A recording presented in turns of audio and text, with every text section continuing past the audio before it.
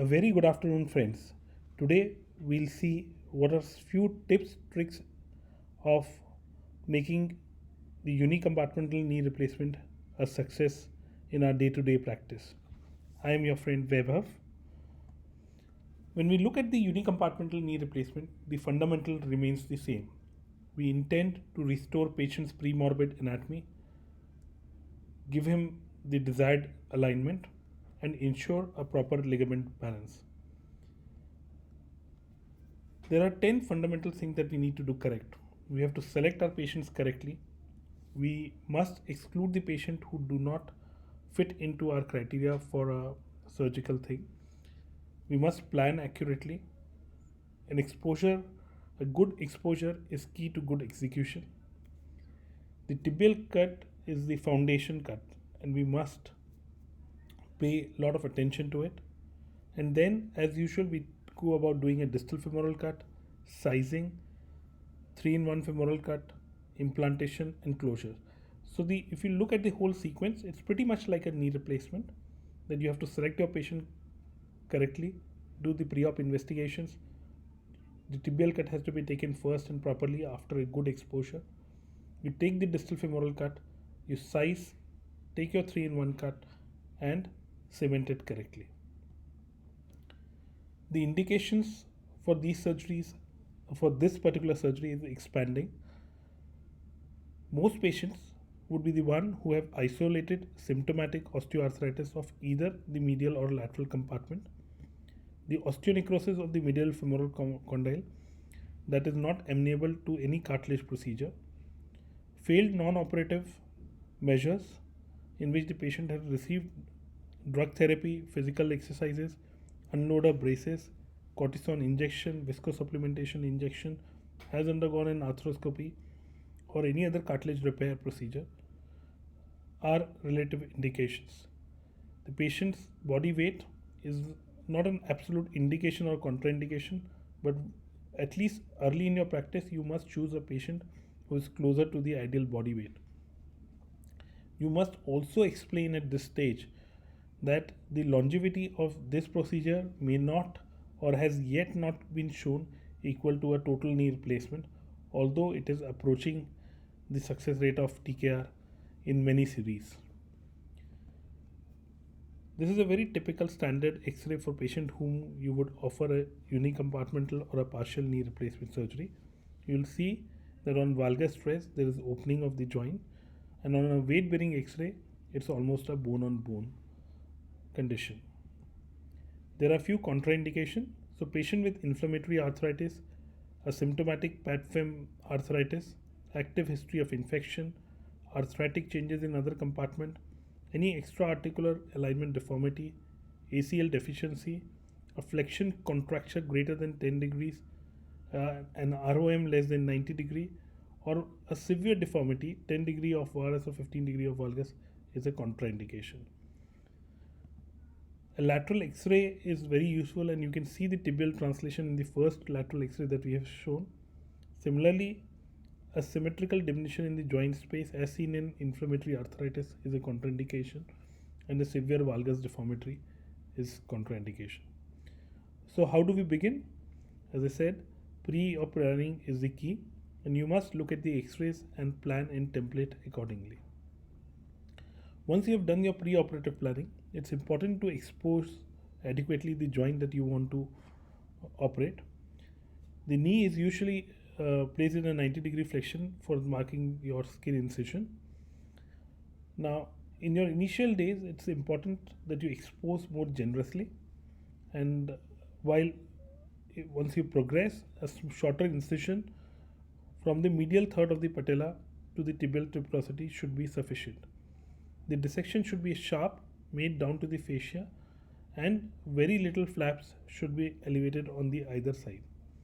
If you need to do an extend the incision, a mid-vastus arthrotomy is preferred.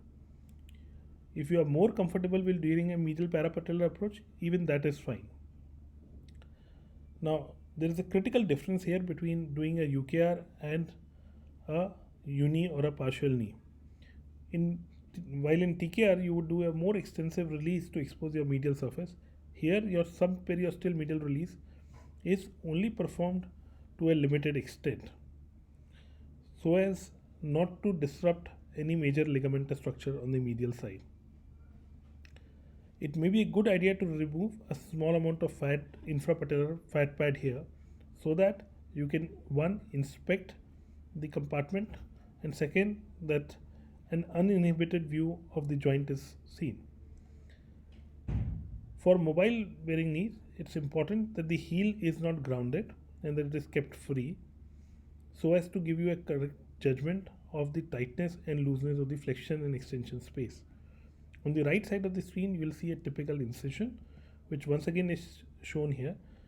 So you can take from the middle half or middle third of the patella to the tibial tuberosity. But if need be, those dotted lines, you can extend your incision up here. As I said, you have to go down to the fascia and the right up to the facial level, and that's the exposure. Now, one critical aspect that you look here is that the amount of medial release that is done. You can use a cautery or you can use a knife, but you should not do a very extensive release, releasing or removing only the capsule and some element of DMCL to be able to enough to be able to see the posterior osteophytes and remove them, which is again a critical step. Don't forget the femoral osteophyte. Once you have done all this, the next step is to inspect by putting a Z retractor. You look at the ACL, your lateral compartment, and patellofemoral compartment. Once you have done that, then you start with your tibial cut. And again, there are three things that we need to look at. One is the inclination, which is the varus and valgus of the jig. The second is the slope, and third is the depth. So it's pretty much like TKR, and again, if you break down the complex steps into three, it will be easier for you to understand. Your sagittal cut has to be in the line of the femur. It has to be flush to the tibial spine. Don't be hesitant and don't be too generous. It has to be right in line. So if you look at the image, it is parallel to the medial side of the medial femoral condyle, and it is enough to avoid injuring the ACL, but at the same time generous enough to allow for the appropriate size of your tibial plate. Take some time and do it well. Don't make it too deep, don't make it too shallow. As I said, there are three components for tibial cut. One is the inclination, varus valgus, the depth of the cut, and the slope. You put these pins, that's how you align it. Now, don't put too many pins in tibia because that will predispose it to the fracturing when you are cementing. If you are in doubt or if you want to inspect, you can use a distractor. Use a knife to cut the posterior meniscus when you are removing the tibial brick. And your sawing has to be slow, patient with irrigation, not to cause osteonecrosis. Don't forget the slope. As I said, your sagittal cut should not extend below the transverse cut. And once you have removed that biscuit out, you must inspect it to confirm that it's an enteromedial wear pattern that is there. Once that's done, you put a shim in both flexion and extension to give you an idea of how the joint is in both the thing. For example, if you feel the joint is too lax in flexion, that means that your flexion space is generous. So you'll have to make those appropriate adjustment when you are doing the distal femoral and the posterior cuts.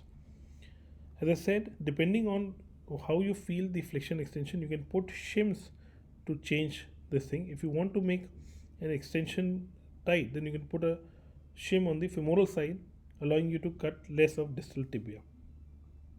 So after your distal femoral cut is done, you mark it so as to allow you to fix the rotation of your 3-in-1 jig. You size it and then you use that to cut the whole thing. Now remember that the actual size rotation is not just determined by your condyle but also by the tibia. So your marking may not exactly align to your femoral condyle, and there is always a temptation to put it in slight external rotation. So avoid it at this point. Once you have done that, you are ready for your next step, which is the implementation. But remember, it is not over with the cuts, because you have to do all these things very carefully. And there are few tricks of cementing which I'm gonna tell you. So this so one trick that I've learned is to put a gauze piece or a tape gauze at the posterior aspect to, and then pull it out once the tibial cementing is done, so as to remove any cement that is on the posterior aspect along with the gauze piece. It's important that the tibial processes edge is flush to the bone first, and you start from the posterior and come anteriorly again to remove this any cement that is there, excess cement, towards the anterior side. It is best to cement the tibia first and then the femoral processes, and once you have done both, you put the poly inside. So that's how you see you are going posteriorly and pushing your tibial tape from posterior to anterior to get all the thing out. So these simple tricks will help you go a long way, because any posterior cement is not liked by patients. Once you have done that, you can do a watertight closure, give a local periarticular infiltration. I do not normally use the drain. Now once you have done all that, you can sometimes expect an unexpected complication like the spin-off of the insert, the periprosthetic fractures, and a simple algorithm to manage this is to decide whether the implant is stable or unstable. If it is a displaced fracture but the implant is stable, you can go ahead and do an open reduction internal fixation with a plate. If it's non-displaced, you can do a conservative line of management. On the other hand, if the implant is unstable, you have no option but to revise it. Always assess your post-op pictures. You should see how it is in varus or valgus. How is your component, whether it's in flexion or an extension, and whether you have been able to recreate the normal slope of the tibia. Over time, the revision rates for the implant is getting better, and of course, there's always a difference between the designer series and the registry data. But there's one thing that is for sure, that it's getting better. Now, people ask about what's the difference between UK and TK, and I think if you look at the forgotten joint knee scores, the UK definitely scores above TKs in this. Compared to HTOs, the slide clearly shows that the survivorship of HTO is far inferior to the UKR. In fact, the UKRs do tend to behave slightly better than the revision TKRs in most series. And a lot of talk is about the cost effectiveness, and while everyone has their own agenda, this thing shows that the UK is slightly better than H2 in terms of cost, although in Indian scenario that may not be entirely true. A word before I end about the robotic UKR, and we'll see that the era of robotic UKRs and this hand sculpting using the simulated images is here to stay, and I think that's one area in which the robotics have really taken off. There are some areas and issues yet to be resolved. People believe that the UKRs should be done by surgeons who are experienced enough, or at least are doing at least 20% of their practice which belongs to UKs, or roughly translating into numbers that they should be doing at least 5 unis in a month to qualify as a, or to be allowed to do unis on a routine basis. There's debate about the meniscal bearing versus fixed bearing implants, the use of cemented and uncemented, whether the robotic is the only way forward, and the cost effectiveness and survivorship of these implants. So there is wide amount of literature about these things, but there's not much consensus like many issues in arthroplasty. Before I end, a few procedural tips again for doing a good uni. Avoid overcorrection. You are allowed to undercorrect the mechanical axis by 2 to 3 degree, as the overcorrection places an excess load on the under resurface compartment. Remember to remove all osteophytes, peripheral as well as notch. Resect minimal bone, be conservative. Avoid extensive releases of the ligament. Avoid any edge loading. So remember to place your tibia in an appropriate sized fashion. Don't let it impinge, especially the on the posteromedial aspect. Don't make a tibial cut which is too deep and increases the chance of loosening. And don't put too many pins on the tibial side to avoid stress fracture. I thank you for your attention and welcome any questions that you may have on this subject.